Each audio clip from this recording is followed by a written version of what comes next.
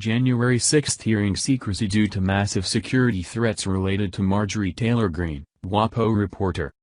A former White House staffer will testify before a House Select Committee hearing that was not announced until the day before for security reasons that may be related to one of the Republican lawmakers she implicated in the January 6 insurrection.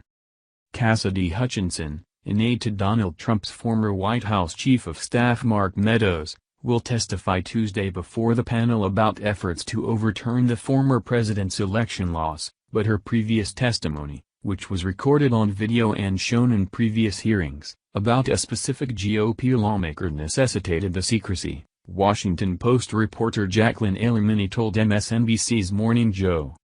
We have heard actually that some of the, as you just read, that the reason why her testimony has been so closely guarded is because of massive security threats in the last hearing, Alemany said. She did say, reveal, that, Rep. Marjorie Taylor Greene, she heard Marjorie Taylor Greene asked for a pardon, and you can only imagine what that does in terms of elevating her name and potentially causing far-right extremists to levy some of these credible threats that have come her way. Hutchinson revealed she was involved in discussions about pardon requests from Reps.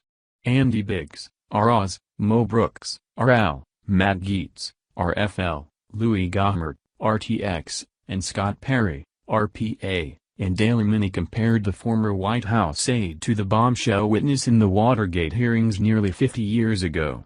We have had people previously tell us that if there is anyone going to be the John Dean of this investigation, Cassidy Hutchinson is the person who is the most likely to be that person in terms of her access to the top figures in Trump's orbit and her proximity to the former president and what she was able to overhear, the people in and out of the Oval Office on January 6, Alemany said.